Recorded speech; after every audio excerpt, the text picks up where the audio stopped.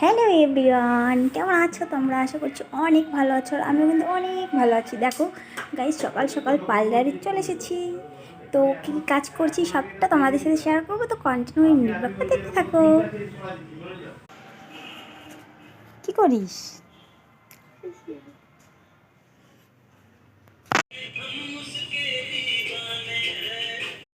দেখো বন্ধুরা, এদিকে আমি তারপরে হেয়ার স্পা করছিলাম। দেখো স্টেপ বাই স্টেপ মাল্টিপ্লাই করে ভালো মতো কিন্তু হেয়ার স্পা ক্রিমটা আমি চুলের মধ্যে লাগিয়ে নিয়েছি। সবার প্রথমে কিন্তু আমি চুলটা ওয়াশ করে নিয়েছি, সেটা তোমাদের সাথে শেয়ার করা একদমই হয়নি।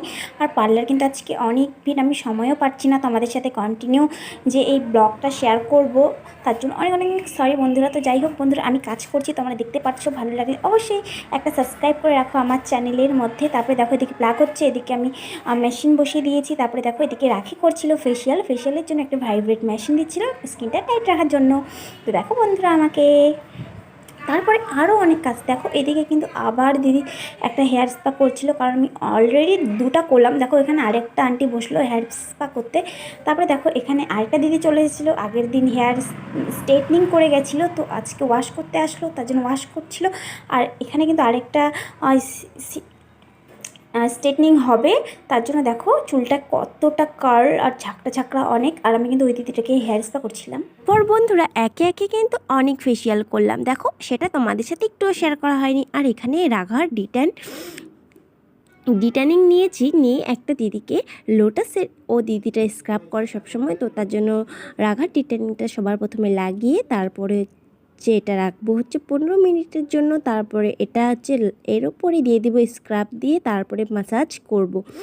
তার জন্য তোমাদের পুরো ভিডিওটাই দেখতে হবে শেষ পর্যন্ত। ভালো লাগলে লাইক কমেন্ট শেয়ার করবে। আর তোমরা যদি এরকম ভিডিও পেতে চাও অবশ্যই আমার চ্যানেলকে সাবস্ক্রাইব করে রাখবে, সাপোর্ট করবে আমাকে, তাহলেই দেখতে পারবে রোজ রোজ ডেলি ভিডিও।